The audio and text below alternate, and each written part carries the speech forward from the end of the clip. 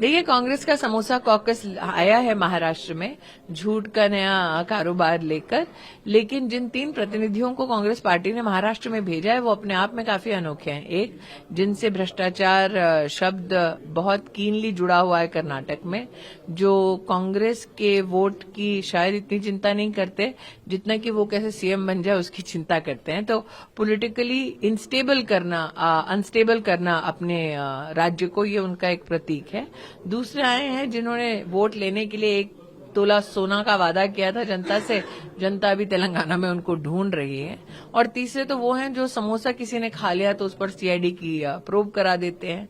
तो ऐसे लोग जो विकास के मुद्दों पर सीरियसली काम नहीं करते, वो आएंगे, झूठ का वायुमंडल फैलाएंगे, लेकिन जनता सजग है, जनता सचेत है और जनता विकास के लिए भाजपा को ही वोट करेगी। राहुल गांधी आए और उन्होंने कहा कि एक बार फिर उन्होंने कहा कि संविधान खतरे में है, बीजेपी आरएसएस। देखिए, उनका भविष्य खतरे में हो सकता है, संविधान कभी खतरे में नहीं होगा।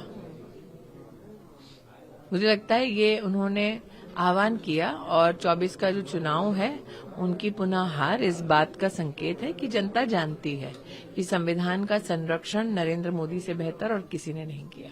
लाडली बहना योजना एक बहुत ही महत्वपूर्ण योजना है, लेकिन उसी के तर्ज पर कांग्रेस भी महालक्ष्मी योजना लेकर कॉपी कैट सिंड्रोम कांग्रेस के लिए पुराना है। आपको मैं याद दिला दूं, लाडली बहन और लाडली लक्ष्मी योजना की विशेष शुरुआत 2007 में मध्य प्रदेश में शिवराज सिंह चौहान जी जब मुख्यमंत्री थे तब से हुई थी।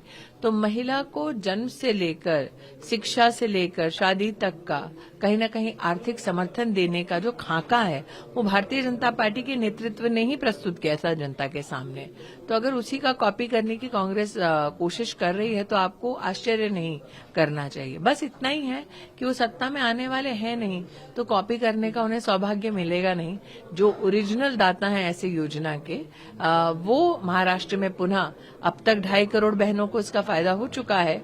आगे भी महिलाओं के सम्मान में, उनके सहयोग में भारतीय जनता पार्टी ने सरकार ही इस योजना को यहाँ पर धरातल पे इम्प्लीमेंट करेगी। सीईसी का एक स्ट्रांग कमेंट है कि महिलाओं पर इस तरीके से डेरोगेटरी जो वर्ड यूज किया जाए। मैं इलेक्शन कमीशन की इस पहल पर, इस स्टेटमेंट पर उनका आभार व्यक्त करती हूं।